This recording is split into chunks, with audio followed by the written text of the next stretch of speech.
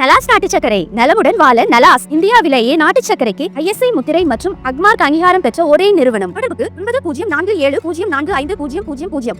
RSS மற்றும் பாஜகவுக்கு இடையே கருத்து வேறுபாடு நிலவுகிறதா என்ற கேள்விக்கு அமித்ஷா முற்றுப்புள்ளி வைத்துள்ளார். வயது வரம்பு வைத்து இளைஞர்களுக்கு வழிபட வேண்டும் என்று RSS தலைவர் மோகன் பகவத் கூறியது பேசுபொருளானது. அவரது கருத்தையும் பிரதமர் மோடியின் வயதையும் குறிப்பிட்டு எதிர்க்கட்சியினர் விமர்சித்து வருகின்றனர். இதன் காரணமாக RSS இயக்கத்திற்கும் பாஜகவிற்கும் இடையே கருத்து வேறுபாடு ஏற்பட்டுள்ளதாக எதிர்க்கட்சியினர் கூறி வந்தனர். இந்நிலையில் இதற்கெல்லாம் முற்றுப்புள்ளி வைக்கும் விதமாக மத்திய உள்துறை அமைச்சர் அமித்ஷா பதிலளித்துள்ளார்.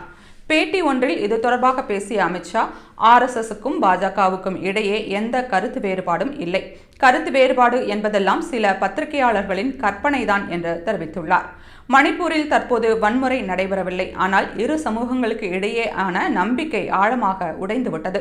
இரு சமூகங்களுக்கு இடையேயான பாலமாக RSS செயல்படுகிறது. மணிப்பூரில் அமைதியை ஏற்படுத்துவதில் அரசு மற்றும் தன்னார்வ தொண்டு நிறுவனங்களுடன் இணைந்து RSS முக்கிய பணியாற்றி வருகிறது என்று அமித்ஷா கூறியுள்ளார். இதன் காரணமாக மணிப்பூரில் விரைவில் சுமூகமான தீர்வு காணப்படும் என்று எதிர்பார்க்கப்படுகிறது.